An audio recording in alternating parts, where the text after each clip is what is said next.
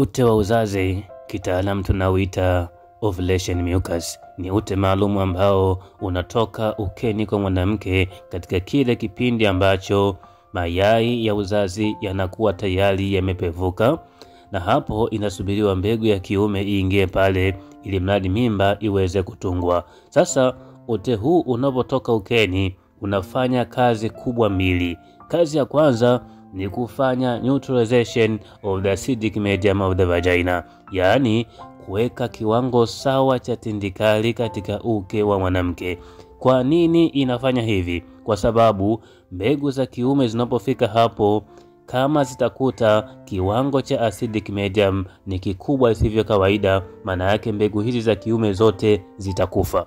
Kwa hivyo kuna ute ili mradi kusaidia mbegu za kiume zisiweze kufa. Lakini kazi ya pili ya ute huu ni kusaidia ease swimming of the sperms, kusaidia mbegu za kiume ziweze kuogelea vizuri kuelekea huko ndani ambapo zitaenda kukutana na mbegu ya kike ili mradi mimba iweze kutungika. Sasa nini kitatokea kama mama hauzalishi ute wa uzazi? Kinachotokea ni kwamba mbegu za kiume zikifika hapo zote zitakufa, na kama zitaenda ndani basi safari yake itakuwa na vikwazo sana kiasi kwamba zinaweza zikafika tayari zimekufa, au zikafika katika kipindi ambacho lile yai ambalo lilihitajika kwa ajili ya kupevushwa tayari limeshapasuka.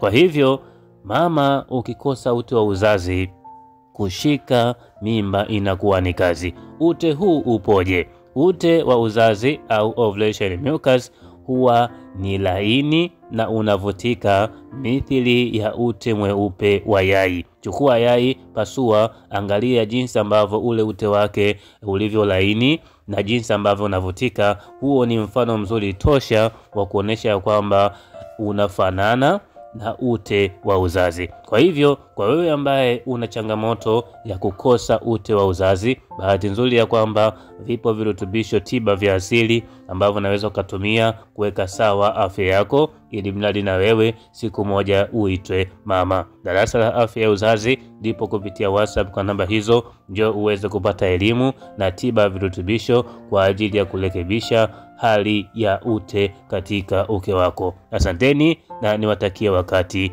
mwema.